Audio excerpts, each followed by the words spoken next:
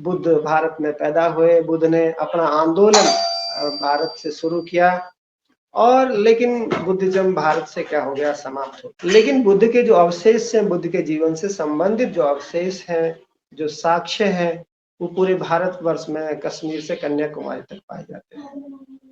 कश्मीर से कन्याकुमारी तक जो बुद्ध से जीवन से संबंधित, उनकी शिक्षाओं से संबंधित, उनके नैतिक मूल्यों से संबंधित जो इतने साक्ष्य मिलते हैं, उसके बावजूद बुद्ध धर्म भारत से क्यों समाप्त हो गया और दूसरे देशों में फैल गया। तो पहली बात तो यह है कि जब राजा भद्रदत्त मौर्य जो 10वें सम्राट थे मौर्य वंश के, उनकी हत्या के बाद जब सत्ता परिवर्तन हुआ तो बहुत सारे जो बौद्ध भिक्षु और भिक्षुणी हैं, जो संघ थे, ठीक है, उनको क्या किया गया, बड़ी संख्या में नरसंहार किया और पुष्यमित्र शुंग ने हर एक बौद्ध भिक्षु और भिक्षुणी की हत्या करके या जो कसर काट के लाएगा उस पर 100 सोने की मुद्राओं का क्या रखा, इनाम रखा।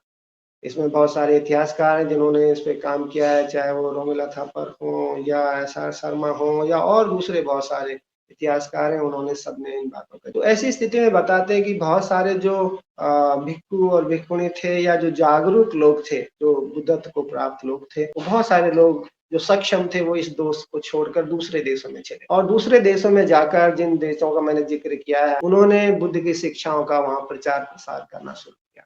इसलिए बुद्धिज्म वहां पर क्या हो गया, फैल गया पूरी दुनिया में।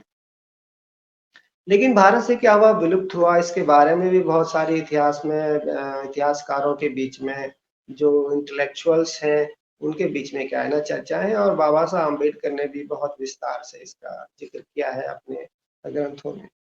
और उन्होंने जो बाबा Saheb Ambedkar writings and speeches है वॉल्यूम नंबर 3, उसमें 2 चैप्टर उन्होंने क्या है ना इसी बात के लिए क्या डेडिकेटेड किए हैं कि एक चैप्टर तो है कि the decline and fall of Buddhism और दूसरा द ट्रम्प ऑफ ब्राह्मणिज्म। तो उन्होंने विस्तार से क्या किया है, इन बातों का जिक्र किया है और इस जिक्र में उन्होंने बताया कि 12वीं सदी तक जो बुद्ध धर्म है वो भारत में जीवित था। लेकिन 12वीं सदी के बाद क्या हुआ, परिस्थितियां बदली। हालांकि 6th सेंचुरी एडी के बाद से परिस्थितियां बदलना शुरू हुआ, लेकिन उसके बावजूद बुद्धिज्म बड़े पैमाने पर 12वीं सदी तक भारत में जिंदा रहा।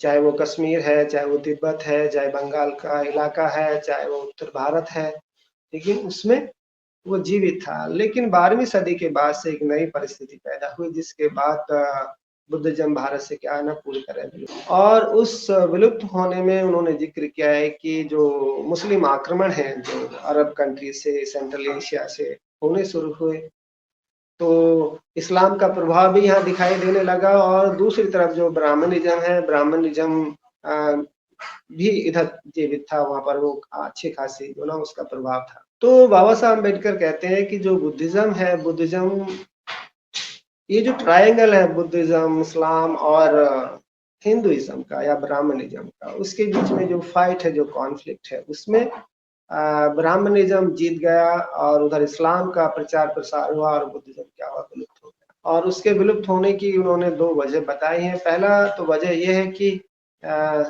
जो बुद्धिज्म है, बुद्धिज्म के सर से जो सत्ता है, जो राज्य है, उसका संरक्षण क्या हो गया, समाप्त हो गया। और दूसरी इंपॉर्टेंट बात ये कि जो उनकी जो प्रोपेगेंडा मशीनरी है, जो रिलीजियस ऑर्डर है, जो भिक्षु है, भिक्षुणियां हैं, जो उस धर्म का प्रचार और प्रसार करते थे, उसको क्या कर दिया गया, खत्म कर। लेकिन एक और सवाल उठता है कि ऐसी स्थिति में जब इस्लाम 12वीं सदी से भारत में आगमन शुरू हुआ इस्लाम का, तो ऐसी स्थिति में ब्राह्मणिज्म सर्वाइव कैसे किया और बुद्धिज्म विलुप्त क्यों हो गया। तो बाबा साहब अम्बेडकर इस बात का भी क्या करते हैं, उत्तर देते हैं विस्तार से। उन्होंने कहा कि ब्राह्मणिज्म ने एक बहुत बड़ा बदलाव अपने अंदर किया कि उन्होंने जो धर्म गुरु है उसका काम फादर को दे दिया, कि जो पुरोहित है, जो प्रीस्ट है, वो प्रीस्ट का काम क्या किया, फादर को दिया। लेकिन बुद्धिज्म ये नहीं कर सका कि बुद्ध धर्म का जो धर्म गुरु है उसको पहचानना बहुत आसान था, क्योंकि उनका जो पहनावा है, जो चीवर है, उससे इजीली क्या किया जा सकता है, आइडेंटिफाई किया जा सकता था, उसको चिन्हित किया जा सकता था।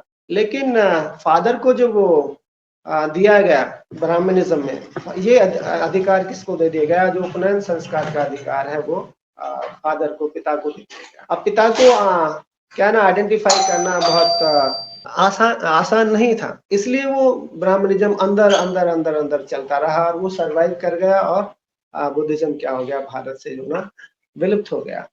तो इन चीज़ों को देखना, इनको समझना बहुत ज़रूरी है कि उसके जो ऐतिहासिक कारण हैं, उन ऐतिहासिक कारणों में जाना, उनको समझना बहुत। और इन सब बातों का बाबा साहब अम्बेडकर ने क्या किया, बहुत ही गहन अध्ययन। इसलिए क्या किया उन्होंने 1956 में बुद्ध धर्म को ग्रहण किया। अगर आपने अभी तक हमारा चैनल सब्सक्राइब नहीं किया है तो सब्सक्राइब करें और घंटी का बटन बिल्कुल भी दबाना ना भूलें ताकि सभी लेटेस्ट खबरें पहुंच सकें आप पे सबसे पहले।